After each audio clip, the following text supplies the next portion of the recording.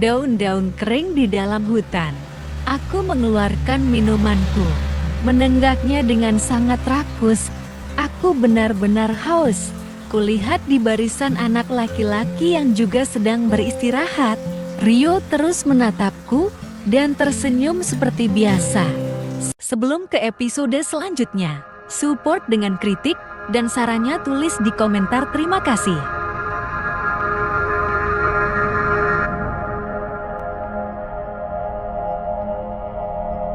Seolah tak ada yang terjadi antara kami semalam. Aku kembali memalingkan wajah. Aku enggan melihatnya. Walaupun aku menyukainya, tapi aku tak suka lelaki lancang sepertinya. Kami juga makan camilan yang kami bawa untuk menambah tenaga sebelum kami melanjutkan perjalanan lagi. Setelah dirasa cukup rehat, kami kembali melanjutkan perjalanan. Aku mengambil sebuah ranting pohon yang ukurannya cukup besar dan kuat, menjadikannya tongkat untuk membantu menopang bobot tubuhku yang lelah nantinya. Kami memutar balik untuk kembali ke perkemahan. Keringat sudah membasahi baju kami. Walaupun tak seberapa perjalanannya, tapi cukup menantang karena kami harus naik turun lembah di dalam hutan. Sepanjang perjalanan menjelajah pun kami disuguhi dengan beragam pemandangan di dalamnya. Ada pemandangan indah dari hamparan bukit yang luas di tempat yang jauh dari hutan. Ada juga pemandangan seram ketika kami harus melewati hutan yang sedikit gelap karena tak begitu tersorot sinar mentari. Kami terus berjalan untuk pulang ke perkemahan dengan formasi sama. Perempuan lebih dulu dan laki-laki di belakang. Saat sedang asyik berjalan sambil makan camilan. Tanpa sadar, aku melangkah ke jalan yang salah.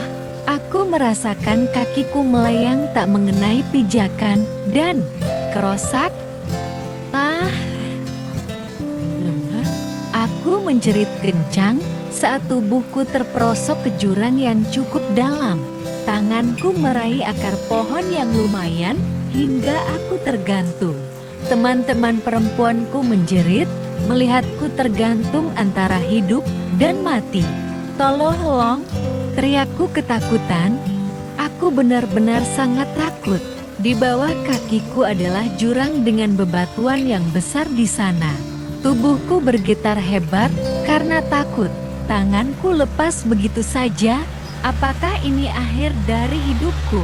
Apakah aku juga akan menyusul bapak dan ibu? Batinku lirih.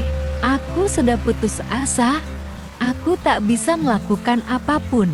Sementara di atas sana, Pak Rendra dan anak laki-laki berusaha melakukan segala cara untuk menyelamatkan aku.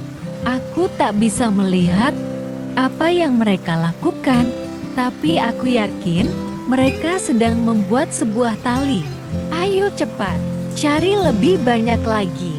Titah Pak Rendra yang sejak tadi tak beristirahat sama sekali. Dia terdengar sangat sibuk demi menyelamatkan aku. Ayo anak perempuan, juga bantu cari akar pohon seperti ini. Lebih banyak, lebih kuat. Terdengar Pak Rendra memerintahkan anak perempuan juga. Aku sudah lemas. Tanganku tak sanggup lagi menahan pegangan pada akar pohon. Aku mencoba untuk sedikit naik dengan menarik akar pohon itu. Tapi tanganku terasa pegal dan lemas. Aku tak bisa naik. Ya Allah, tolong aku. Dalam keadaan menghadapi maut aku berdoa, meminta pertolongan darinya dengan lelahan air mata di pipiku. Anita, ayo berusaha, Sa. Kamu pasti bisa. Teman-teman lainnya menyemangatiku untuk naik. Wajah-wajah khawatir itu nampak jelas di mataku. Sa, pelan-pelan, coba tarik lagi akar pohonnya dan kamu naik perlahan ya. Tenang, Sa. Jangan gugup. Kamu pasti bisa, Pak Rendra menyemangatiku. Ayo, Sa. Kamu bisa, Sa. Semua orang menyemangatiku, mereka terlihat cemas, hingga beberapa teman perempuanku menitikkan air mata melihatku berjuang antara hidup dan mati. Perlahan aku kembali menarik akar pohon itu.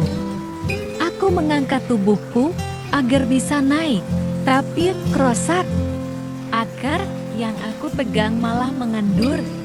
Akarnya sudah sedikit rapuh, hingga ketika ditarik malah semakin berbahaya untukku. Mereka menjerit ngeri ketika melihat tubuhku semakin bertambah turun seiring dengan mengendurnya akar pohon. Ya Allah, tolong aku, biarkan aku selamat dan pulang, pintaku dalam doa. Aku terus terisak, tak tahu harus berbuat apa. Tubuhku menggantung semakin jauh dari Pak Rendra dan yang lain. Sedangkan tanganku sudah sangat pegal. Aku takkan mampu lagi berpegangan jika tanganku lepas begitu saja. Apakah ini akhir dari hidupku? Apakah aku juga akan menyusul bapak dan ibu? Batinku lirih. Aku sudah putus asa. Aku tak bisa melakukan apapun. Sementara di atas sana, Pak Rendra dan anak laki-laki berusaha melakukan segala cara untuk menyelamatkan aku. Aku tak bisa melihat apa yang mereka lakukan, tapi aku yakin mereka sedang membuat sebuah tali. Ayo cepat, cari lebih banyak lagi. Titah Pak Rendra yang sejak tadi tak beristirahat sama sekali. Dia terdengar sangat sibuk demi menyelamatkan aku. Ayo anak perempuan, juga bantu cari akar pohon seperti ini. Lebih banyak, lebih kuat. Terdengar Pak Rendra memerintahkan anak perempuan juga. Aku sudah lemas. Tanganku tak sanggup lagi menahan pegangan pada akar pohon. Aku sudah hampir menemui titik lelahku. Setelah hampir 30 menit tergantung, kurasakan kepalaku berat, mataku berkunang-kunang. Aku tak tahu aku kenapa. Raih talinya cepat, kami akan menarik kamu. Terdengar Pak Rendra memintaku meraih tali. Aku mendongak, kulihat sekeliling seolah berputar. Cepat raih talinya. Pak Rendra kembali memerintah dengan suara lantang, tapi aku tak bisa melihat dengan jelas. Pandanganku kabur, lebih ke bawah lagi talinya. Supaya Larissa bisa memegangnya, dia sepertinya hampir pingsan. Terdengar Pak Rendra memerintahkan anak-anak lelaki menurunkan talinya lebih dekat padaku, hingga kurasakan sebuah sentuhan di tanganku.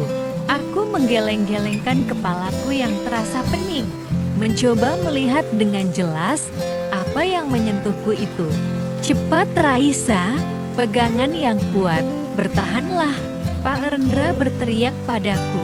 Dalam samar, kulihat sebuah tali yang terbuat dari akar-akar pohon raksasa. Panjang seperti tali tambang pada umumnya, namun berukuran besar dan kokoh. Aku meraihnya, memegangnya erat dan beralih, menggantung di tali buatan Pak Rendra. Dan teman-teman, ayo tarik sama-sama. Pak Rendra meminta semua orang menarik talinya untuk menarik tubuhku. Perlahan tapi pasti, talinya sedikit demi sedikit bergerak. Kurasakan tubuhku juga sedikit naik perlahan. Bismillah, ya Allah, selamatkan aku, biarkan aku bertemu dengan suamiku lagi. Om Rafli, aku rindu. Kata demi kata terucap dalam hatiku, lelehan air mata masih membasahi pipiku. Tubuhku terus naik seiring dengan bertambah kuatnya klaim tarikan dari atas. Sedikit lagi. Lebih cepat, titah Pak Rendra lantang.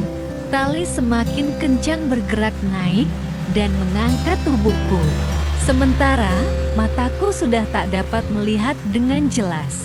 Tapi kesadaranku masih ada. Aku masih bisa berpegangan pada tali dengan kuat. Gap, Sepasang tangan meraih kedua tanganku dan mengangkat tubuhku ke atas. Aku berhasil keluar dari jurang. Aku berhasil lolos dari kematian. Sa, bangun Sa. Pak Rendra mengguncang tubuhku yang sudah melemah.